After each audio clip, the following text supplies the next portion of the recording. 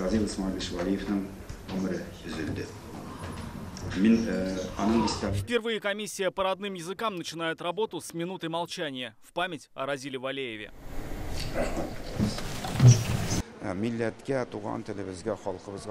Он был тем, кто посвятил жизнь служению Родине, народу, родному языку. Потерять такую личность, безусловно, мучительно больно.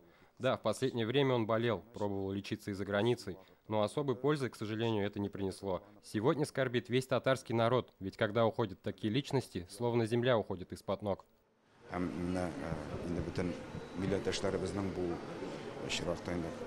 Заседание проходит в стенах Государственного совета. Позади выездные совещания в районах. Кукмарак, Субаева, Буинск. Здесь исторически живут чуваши, марийцы, удмурты, мордва. На местах изучили проблемы, одна из которых – нехватка педагогов по родным языкам.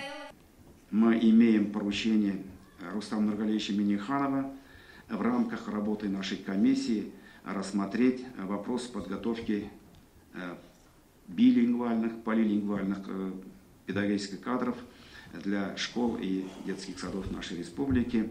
И тема нашей встречи сегодня, она как раз повестка дня обозначена таковым. Яркий пример успешной модели полилингвального образования – начальная школа и детский сад в селе Чувашская Бездна Дрожжановского района. Здесь работают 8 педагогов, владеющих одновременно русским, чувашским и татарским языками. Все воспитанники – полиглоты. У нас образовательное учреждение является полилингвальным.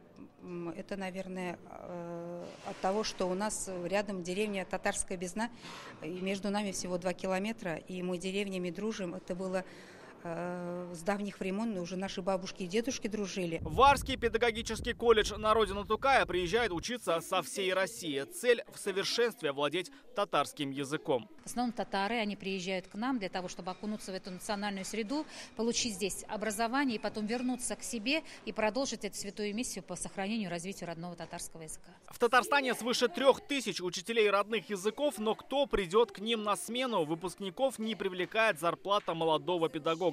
Это средние 27 тысяч рублей.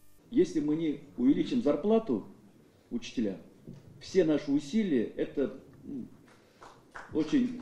Нам нужно совместно еще раз с субъектами, регионами эту тему активно поднимать. Низкая зарплата – одна из причин дефицита кадров. Для решения проблемы в Татарстане действует стипендиальная программа. По ней готовят и полилингвальных специалистов. В год обучаются 150 студентов. Обязательной отработки после получения диплома нет. И многие уходят на другие специальности. Не всегда активны сами районы. Не направляют на обучение целевиков. Несмотря на прогнозные потребности в учителях, некоторые районы в текущем году не подали ни одной заявки. Это связано с вышеназванной проблемой.